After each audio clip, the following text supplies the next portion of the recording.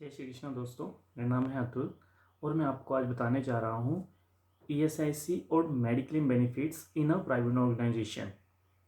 सबसे पहले दोस्तों हम बात करते हैं ESIC. ESIC is applicable to employee whose salary is less than 21,000। Okay, so इसमें जो बेनिफिट्स मिलता है वो पेरेंट्स, वाइफ और आपके जितने भी बच्चे हैं वो सारे इसके अंदर आते हैं। इसमें फर्स्ट बेनिफिट जो मिलता है कि आपका जो भी ट्रीटमेंट होता है वो सारा ईएसआई के अंडर हॉस्पिटल में होता है, तो वो फ्री ऑफ कॉस्ट होता है। सेकंड बेनिफिट ये है कि अगर किसी एम्प्लॉयज़ का कोई एक्सीडेंट हो जाता है, उसे किसी प्राइवेट हॉस्पिटल में ले जाते हैं और वहाँ पे उसका ट्रीटमेंट होता है, उन बिलों का क्लेम भी वो ईएसआई से ले सकता है। उसे अपने ओरिजिनल बिल, उसमें डिस्चार्ज समरी प्लस उसका बैंक का प्रूफ वो उन्हें सबमिट करने होते हैं। बट एक बात का हमेशा ध्यान रखिएगा कि जो मेडिक्लेम जो बिल होते हैं जितने भी आपकी क्लेम के, वो गवर्नमेंट रेट से आपको पेमेंट मिलती है। फॉर एग्जांपल मान लीजिए किसी डॉक्टर की विजिट है, वो 600 रुपीज़ है प्राइवेट हॉस्पिटल में, तो जो गवर्नमेंट से आपको क्लेम मिलता है वो 60 रुपीज़ का ही मिलता है। थर्ड इसमें बेनिफिट होता है अगर किसी एम्प्लॉयज़ की डॉक्टर बेड रेस्ट लिख देता है और वो अपनी जॉब पे ना जाके घर से ही काम, घर पे ही बैठा हो काम नहीं करता है, तो अगर उसे ऑर्गेनाइजेशन लीव विदाउट पे देती है तो वो उतने दिनों का क्लेम ईएसआईसी से ले सकता है।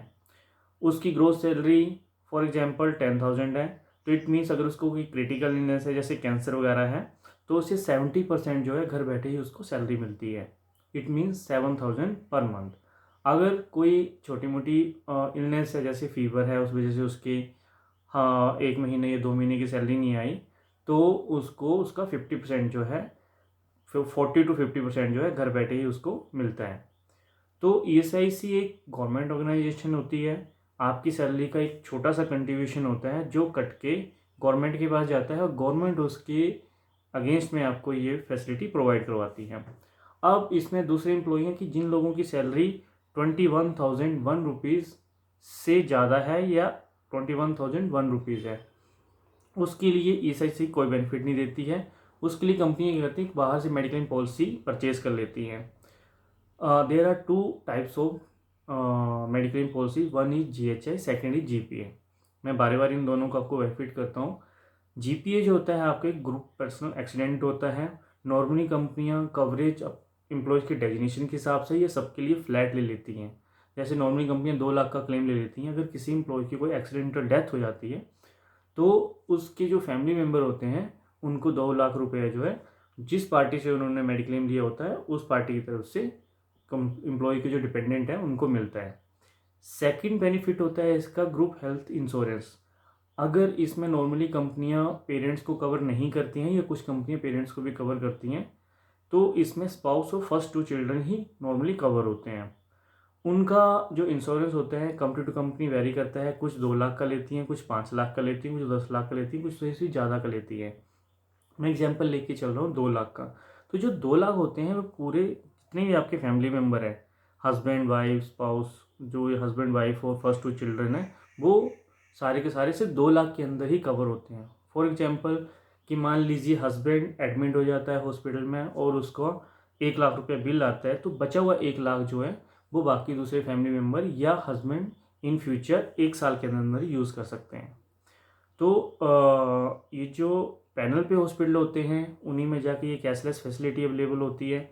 अगर किसी नॉन पैनल वाले हॉस्पिटल में आप जाते हैं तो वहाँ आपको बिलों का पेमेंट करना पड़ेगा और फिर आपको उन बिलों को, जैसे मान लीजिए आपने कोई मेडिक्लेम लिया हुआ है, ई मेड लाइफ से लिया हुआ है या आपने मैक्स लाइफ से लिया हुआ है, वहाँ पे जाकर उन बिलों का क्लेम करना पड़ता है। ठीक है, तो नॉर्मली इसमें भी आगे कुछ कंडीशंस होती हैं जो मैं आपको बता देता हूँ।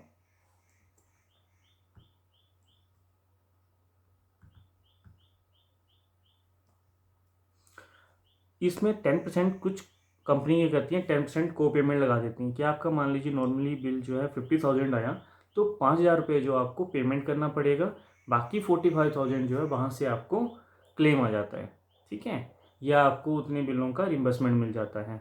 सेकंड इसमें होता है कि जैसे मैटरनिटी या हार्निया या कैट्रिक है, इनके फिक्स पैकेज होते हैं। इन पे कुछ कटता नहीं है, 10% कोपेमेंट वगैरह कुछ नहीं कटता है, बट इनकी एक लिमिट दे देती है कंपनी आपको कि आप जैसे मेट्रो में अगर आप ट्रीटमेंट करवाते हैं तो मैटरनिटी में 40,000 का आपको पैकेज होता है और नॉर्मल डिलीवरी 25,000 की होती है। इसमें 60 डेज़ के पहले के बिल, 30 डेज़ के पहले के बिल और 60 डेज़ के बाद के बिल भी आप क्लेम कर सकते हैं, ठीक है।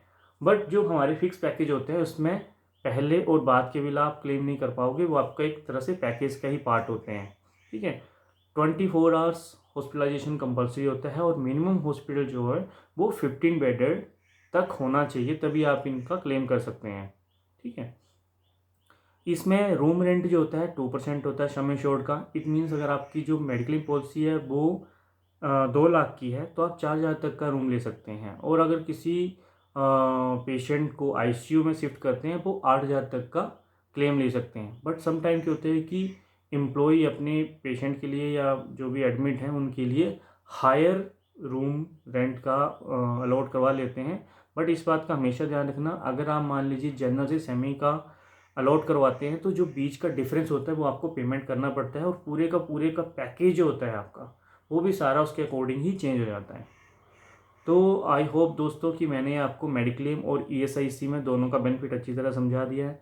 फिर भी आपको लगता है कि इसमें कोई पॉइंट आपको क्लियर नहीं हुआ है तो आप मुझे कमेंट कर सकते हैं। इसलिए मेरे चैनल पे बने रहिए और मेरे चैनल को सब्सक्राइब और लाइक करना मत भूलिए। थैंक यू सो मच दोस्तों।